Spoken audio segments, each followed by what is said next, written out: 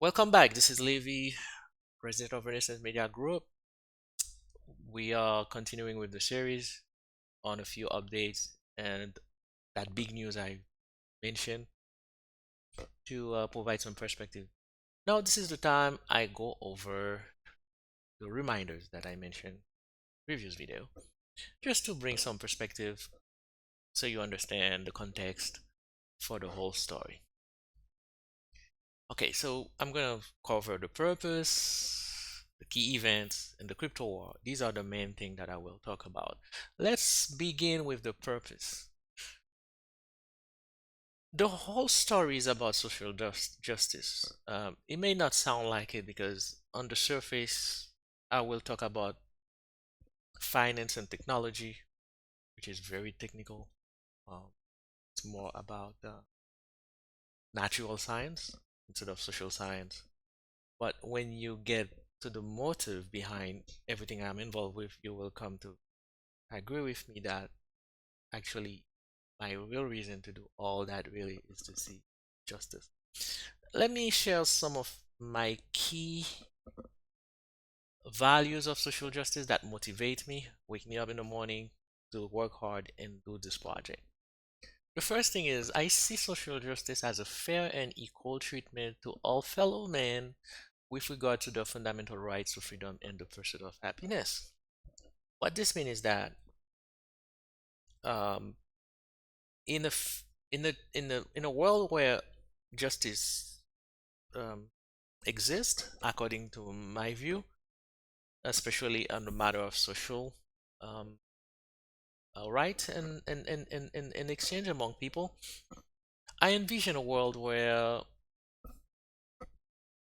certain undeniable fundamental rights cannot be violated, or there's a guarantee at least where they will be taken into consideration as important, which is why my purpose is very straightforward. Social justice through financial literacy. What I'm saying is more like a dream because of power, greed, and influence. Some people, not a lot, some people will do almost anything and will stop at almost nothing to rob people of their right just to make a buck or two. So it's very unrealistic to tell people, okay, let's go for social justice without discussing the means to do that. And one of the main instruments that people use to abuse people's right is money. And the reason they do that easily is to capitalize on people's lack of information, lack of knowledge. That means every day, I'll tell you, if you're listening to this video, you're probably a victim of what I'm about to share with you. Every day, almost everybody in the world, including you listening to the video, is being a victim of the financial system, either through your bank, your credit cards, your even your payment applications that you use and you don't even understand. There are so many different ways they violate your right, and you don't know that you might think it's a good thing for you when it's not. I'll give you an example. When the bank takes your money and they go and double it sometimes in the stock market, they still give you 4%. They don't disclose that to you when they give you the difference. They keep the rest of the money. They use your money, not their money. And when they say they have reserve, they only really have 10% of your entire money and the rest is not there. If you needed them tomorrow, there was a run to the bank would have to shut down. The bank doesn't exist without you, but they treat you as if they are doing you a favor for opening a bank account for you, as if this is the most guarded secret to finally get an account. And you should feel proud of yourself for being robbed continuously every day. That happens because you don't understand financial marketing. You need them to do it because they do, and they take advantage of that. That's one classic way of the system taking advantage of your lack of literacy to build wealth at your disadvantage for a few at the cost or expense of the many. So I'm not saying we should shut down all banks and what have you. I'm just saying let's try to educate the people now so they can explore ways and avenues where they can diminish the power of those people in between them that is exploiting them for hundreds and hundreds of years. Let's now take matters to our hand and learn about financial market. That's the point here. And then I go further. with my proposition to envision a world where a more balance of power would exist in the overall structure of wealth distribution, meaning there are people who have mad money and they have too much money than they need, and there are people who just cannot even feed their kids. I'll give you an example. Elon Musk. I don't have anything against the man. I haven't even met the man yet, and I'm happy the guy is successful. So it's not about that. But he makes $200 billion. That's how much he's worth, roughly, depending on the day. It fluctuates, but that's around that much. With that much money in your hand, do you realize that he has more money than the population, the world population? That means himself, if he distributed his money, everybody would come away with at least give or take $25. Everybody would get $25, no matter who you are, just by liquidating one guy's. Everybody would receive in the world. I'm not saying we should liquidate Elon Musk money. All I'm saying here is that maybe we could consider a project where these people will come along and chip away on some of the basic functions of human, and contribute maybe 5% of that whole entire wealth, and that won't make him less rich, by the way, because I don't know if it's if it's me, but I don't see how a guy that has $200 billion or $190 billion is less rich. I don't see it. So it wouldn't feel less rich for them, but it would feel much, much richer for the whole world. A lot of poor family would be happy. That's what I'm saying. That's the idea of universal basic income. So, in other words, I am interested in this project because I believe in social justice, and I strongly suggest that we should consider financial literacy to accomplish that. So that's the whole purpose. That's the idea about it.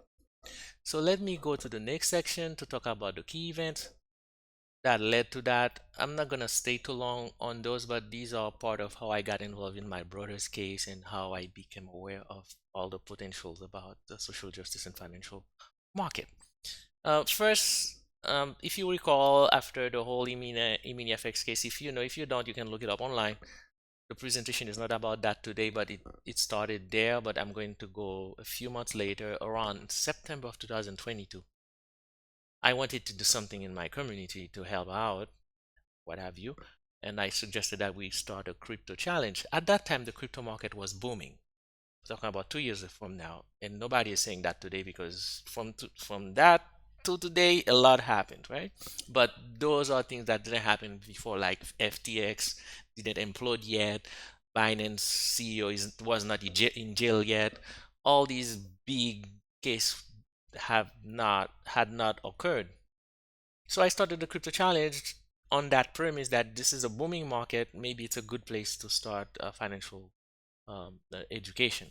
That was the idea. And then on December 2022, some people associated with the case of my brother started attacking me online. Well, it didn't really go easy. I had a few rough moment going through that to the point where there was some disruptions, and then my brother got convicted on July 19, 2023. That's basically the journey here. It was a bit of a tough 2 years while I was launching this. I had to deal with both launching something new and also deal with my brother's case that was ongoing.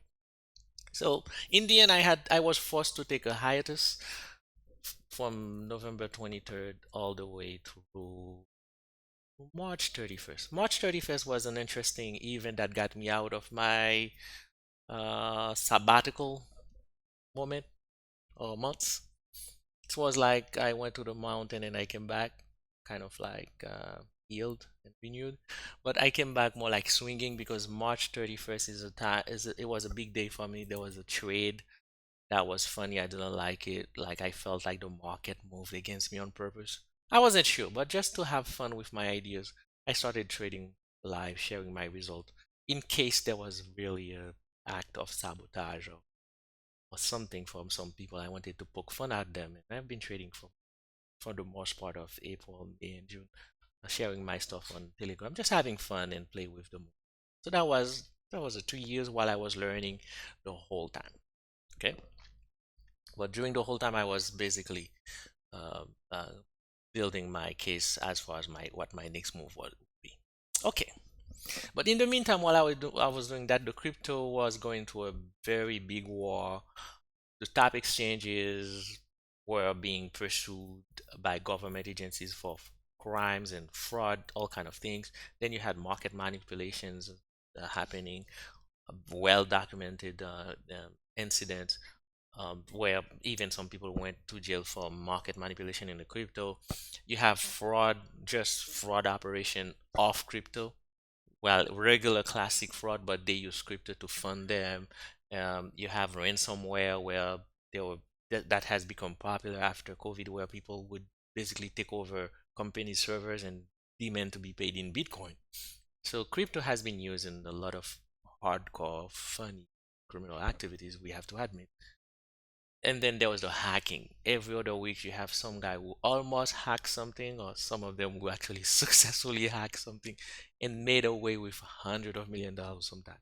So that's real money, money from people who've worked hard for it. So crypto didn't have a good moment for the past 2 years, and it's been really rough on a lot of people. But there's also the US government I'd like to highlight that's very important. Don't take my word for it. William Burns, director of CIA, said at the Wall Street Journal CEO Summit on December 20th, 2021, that the CIA is in fact very involved in crypto. They have a few projects of their own, crypto project that they are doing. They he admitted that publicly. So who am I to say he's not? Therefore, there is your proof. CIA is involved, or well, CIA, depending on how you want to spell it. And then there was also the Biden's task forces with an S, meaning they have several different forces that they have task force they have set up just to attack crypto, and that's also well evidenced. And then the cases that followed, if you can see top 10 crypto exchange right now, you will see at least a good 80% of them have been already uh, um, um, um, gone through some kind of political persecution from the US government as a proof, and also other policies to kind of um, hustle down the new industry. So that didn't help the crypto industry at all. If anything, it almost put the crypto to the knees, except that somehow, by some miracle, the Bitcoin rallied after that early this year from low 20s, high 10s to all the way to $73,000 to only retreat back to $61,000. Nice. So it's almost quadruple or more than, yeah, almost quadruple over the past 4 months. So that there's a big bit of mixed baggage here where the crypto had a rough, let's say a rough run, a wild run, and all that also served as a background during that learning curve for me. So that's the background of, on one side, my brother's case and the crypto industry itself on a larger scale. All of these things have provided a lot of insight for me to become more aware of what's going on. So these are the 3 points that comes with this section. It was to help you understand what the 2 years were and how I was able to learn and my learning curve and all the other things that happen outside of self as well. And they were all important. Thank you. Now, I hope you enjoyed the next session. So we continue on with that journey until we get to the point where we reveal the big secret of the day, the big news.